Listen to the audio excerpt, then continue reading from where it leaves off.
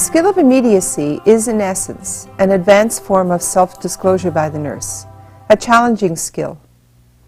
Egan identifies 3 types of immediacy. First of all, immediacy is when the nurse explores with the client what is occurring in the relationship between them.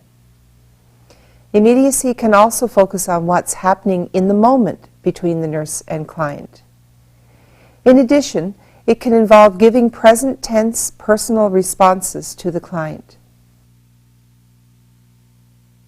Immediacy is helpful as often the client is not aware of how she may be affecting the nurse.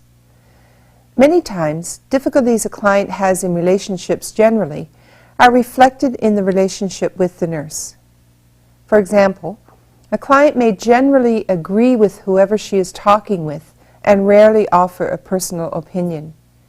Chances are, such a client will behave in a similar manner in a nurse-client relationship. Thus, by using immediacy, the nurse can enable clients to see what is happening in other relationships in their lives.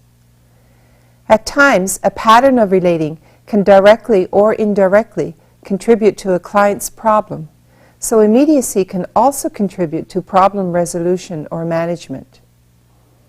As well, taking into account the central place that the therapeutic relationship plays in the counseling process, monitoring this relationship and making it transparent can be extremely helpful.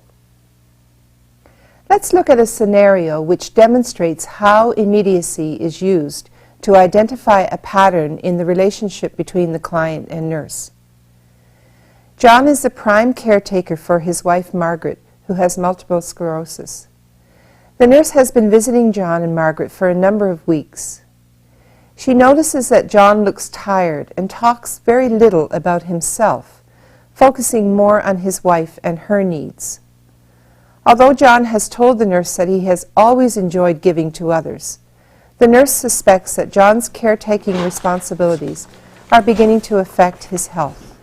Here's your coffee, Anne. Oh, great. Thank you. I've been noticing on our last few visits, John, that you seem a little bit more tired than normal. It's a difficult situation being Margaret's caregiver. What can I do to support you? I am an island. I have no need of friendship, as Simon and Garfunkel say, and so it goes. John, I notice that whenever I try to focus on you and how you're doing and how I may support you, you throw me off in some way. Perhaps I'm getting too close in terms of what you're feeling inside, and you need to do that. I don't do it intentionally. I mean, sometimes when you visit, I've had a difficult day with Margaret, and maybe your timing isn't always perfect, but you won't know that when you're coming. And I don't do it intentionally, as I say. I feel that sometimes you're hitting the nail on the head.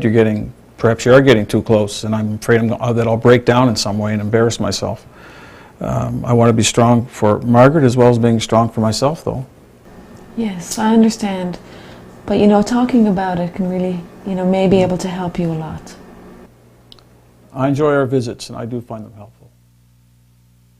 Notice how immediacy brings out in the open John's pattern of relating when the nurse tries to focus on him.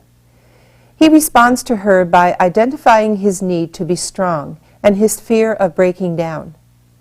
Now, John and the nurse can move forward in discussing these issues frankly and openly. Now let's look at a scenario in which the nurse discloses how the client affects her. Mary has been visiting the diabetic clinic regularly for ongoing education and monitoring of her recently diagnosed diabetes.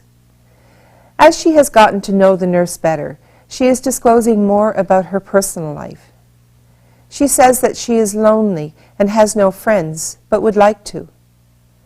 The nurse notices that when she and Mary talk, Mary normally does not make eye contact, keeps her head down, and mumbles. The nurse suspects this is how Mary is in relationships generally, contributing to her isolation. She decides to challenge Mary. Mary, you've been coming to the clinic for about 6 weeks now, and you seem to be doing a really good job with managing your